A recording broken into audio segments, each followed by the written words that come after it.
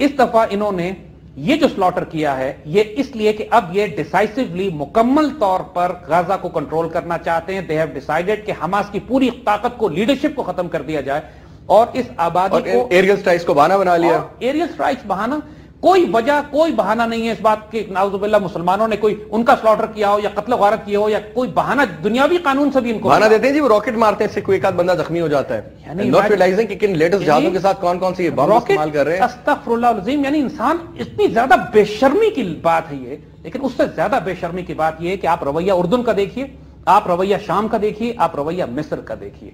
हमें यहूदियों से कोई शिकायत नहीं है, वो अपनी खसलत, अपनी असलियत दिखा रहे हैं, नापाक और पलीत लोग। इसी वजह से अल्लाह ने इनको मग़दूबन अलैह की कैटेगरी में दाखिल किया है कि लानत हो अल्लाह की इनके ऊपर, और लानत है, इसी वजह से ये मग़दूब कौम है। लेकिन लानत उन पर भी हो कि जो मिस्र, शाम और उर्दन पे हुक्मरानी कर रहे हैं और उसके बाद मुसलमानों की मदद के लिए नहीं जाते। इतना बड़े ये आपस बड़े बड़े मुल्क हैं, अगर ये इसराइल को जरा भी थ्रेटन करें तो इसराइल को जरूरत नहीं होगी इस बात की कि ये फलस्तीन के मुसलमानों को इस तरीके से तंग, न दवाएं पहुंच पाती हैं। अब मिस्र से कुछ लोगों ने किश्तियां भर के ले जाने की कोशिश की, नहीं ले जाने दिया गया, उन इसराइली नेवी बीच में खड़ी थी। अब यहां पे हम एक बात कहेंगे फैसल, ये बड़ी सख्त बात है लेकिन अब हमें करनी है। यहां पे इसराइल इस वक्त बराह रास्त कश्मीर में मौजूद है, बराह रास्त इंडिया के साथ कोऑपरेट कर रहा है। बलूचिस्तान लिबरेशन आर्मी का हेडक्वार्टर जेरूशलम में वाक़ है, इसराइल में वाक़ है। बीएलए बराह रास्त सपोर्ट ले रही है इसराइल के साथ। इसराइल ने पाकिस्तान के खिलाफ भी ऐलान जंग कर दिया। अगले 2 माह के अंदर अंदर तवक्को इस बात की है कि पाकिस्तान को मशरिक और मगरिब से दो तरफ से हमलों का सामना करना पड़ेगा। इसमें इसराइली तैयारे भी शामिल होंगे। इंडियन मीडिया जो दिखा रहा है इस इंडियन एयरफोर्स की तैयारियां, उसमें वो F-16 दिखा रहे हैं। इंडिया के पास F-16 नहीं है।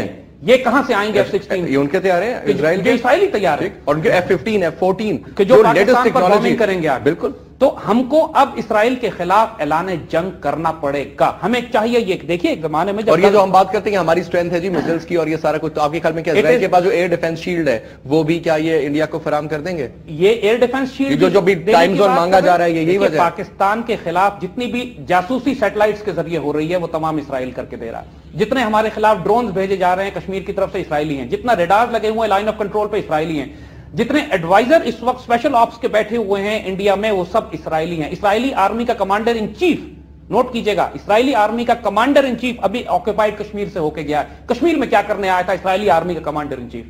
ये पाकिस्तान के खिलाफ एक घमसान की खुली जंग का ऐलान कर चुके हैं।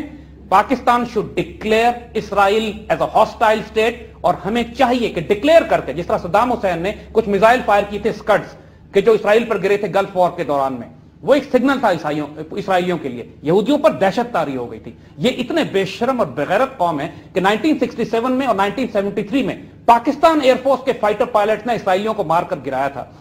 कोई अरब पायलट इनके सामने नहीं आ सकता। जॉर्डन की एयरफोर्स को कमांड हमारे ऑफिसर्स ने किया है। ठीक, हम पहले कह चुके हैं कि अरब वर्ल्ड की मिलिट्री ताकत खत्म हो चुकी है, उनमें शर्म भी खत्म हो गई है, गैरत भी खत्म हो गई है, उनके सरबराहों में भी, उनकी फौज में भी। उम्मत मुस्लिमा की आखिरी आबरू पाकिस्तान रह गया। फलस्तीन के मुसलमानों का अब अगर कोई दिफा करेगा तो पाकिस्तान होगा।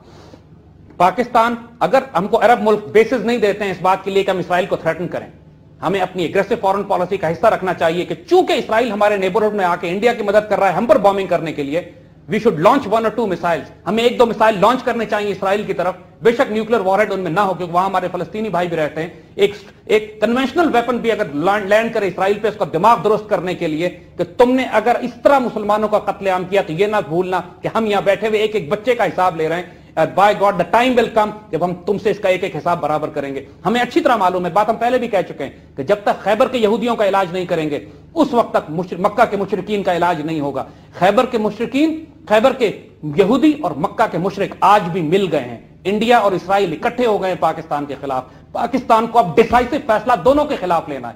हमें अपनी मिलिट्री डॉक्ट्रिन तब्दील करनी पड़ेगी। इंडिया स्पेसिफिक अब हम रह के काम नहीं कर सकते। हमें एग्रेसिव प्रोएक्टिव होना पड़ेगा इसराइल के खिलाफ। याद रखिएगा, इसराइल अमेरिका भी कंट्रोल कर रहा है और इसराइल इंडिया को भी कंट्रोल कर रहा है। हमने इसराइल को थ्रेटन कर दिया तो अमेरिका भी दिमाग दुरुस्त हो जाएगा और इंडिया को भी दिन में तारे नजर आने लगे। कई दफा वो आए हैं। इवन 98 में जब पाकिस्तान चगई में न्यूक्लियर एक्सप्लोजन करने जा रहा था, उस वक्त इसराइली F-16 श्रीनगर एयरपोर्ट पर इंतजार कर रहे थे।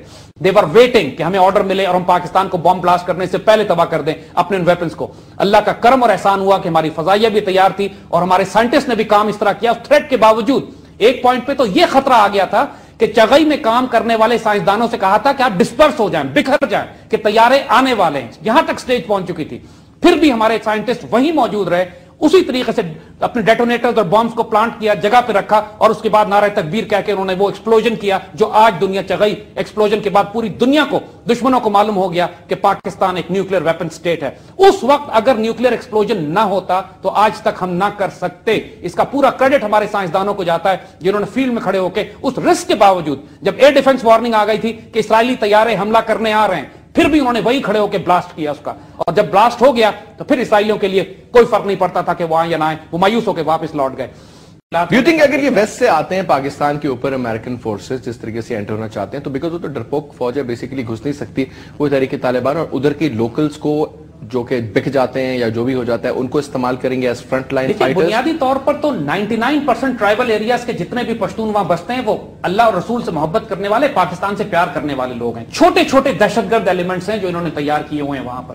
ان کو یہ سپورٹ دے رہے ہیں گراؤنڈ پہ، اب ان کو ایئر سپورٹ دیں گے. یعنی اس وقت جو ڈرون سے یہ حملے کر رہے تھے پہلے، اب ڈرونز کے حملوں کے بجائے B-52 سے بامبنگ کریں گے. ٹروپس نہیں اتاریں گے اس لیے کہ ان کی جان جاتی ہے اس بات سے کہ ٹرائبل ایریاز میں یہ ہم ٹروپس اتاریں. بنیادی طور پر ہمیں پھر افغان طالبان کو، گلبدین حکمت یار کو اور جلال الدین حقانی کو پھر مدد کرنی پڑے گی، اور تھوڑے سے سرفیس ٹو ایئر میسائلز دینے پڑیں گے کہ وہ اندر ان کے طیاروں کو مار کے گرائیں، اندر ان کی فورسز کو سٹرائک کریں. پھر ایک کھلی جنگ ہوگی. اگر ان کا دماغ درست نہیں ہوتا اور یہ انڈینز، اسرائیلیز اور امریکنز مل کر پاکستان پر 2-3 اطراف سے پرابلم کریٹ کرتے ہیں، پھر ہمیں اپنے سروائیول کی جنگ لڑنی ہے. جو ویپن سسٹمز ہمارے پاس ہوں گے ہم استعمال کریں گے، چاہے وہ ہمارے نیوکلیئر ویپنز ہوں. ہم کوئی اس بات پر یقین نہیں رکھتے ہیں، چاہے حکومت جو مرضی کہتی رہے کہ پہلے پاکستان نیوکلیئر سٹرائک نہیں کرے گا. اگر ہمارے سروائیول کا ایشو ہے تو ہم نے رکھا کس لیے وہ ویپن، ہم استعمال کریں گے، چاہے ہم اسرائیل پہ کرنا پڑے یا انڈیا پہ. لیکن انشاءاللہ نوبت وہاں نہیں آئے گی. ان کا خیال یہ ہے کہ یہ پاکستان کو ڈپلومیٹکلی آئسولیٹ کر کے، ہماری سپلائیز بند کر کے، اکنامکلی ہمیں دبا کر پاکستان پر ایک چھوٹی سی سٹرائک کر کے ہماری حوصلہ توڑ دیں گے. انشاءاللہ ایسا کبھی نہیں ہوگا. یہ قوم دین کی خاطر، اپنی عزت اور آبرو کی خاطر جینا بھی جانتی ہے، مرنا بھی جانتی ہے. ہم بے شک تھوڑے سے غافل ہو گئے ہیں لیکن مرے نہیں ہیں. We are a living nation. Inshallah we know how to die, how to live for our country of faith. ہم انشاءاللہ اس ملک کی خاطر، وہ کسی نے بہت خوبصورت کہا کہ اگر آپ کے پاس زندہ جان دینے کے لیے کوئی مقصد نہ ہو تو پھر آپ کی زندگی کا بھی کوئی مقصد نہیں ہوتا. ہمارے پاس اپنے دین، اپنے ملک، اپنی عزت اور اپنی آبرو کے لیے جان دینا ہمیں آتا ہے، اور انشاءاللہ ہم دکھا بھی دیں گے. پھر ہمیں آزمائے نہیں ہے، لیکن ہم جنگ نہیں چاہتے، لیکن اگر آزمائیں گے تو پچھتائیں گے. تو جنگ شروع یہ کریں گے، انشاءاللہ ختم ہم کریں گے. جیسا صاحب بہت بہت شکریہ for being in the show.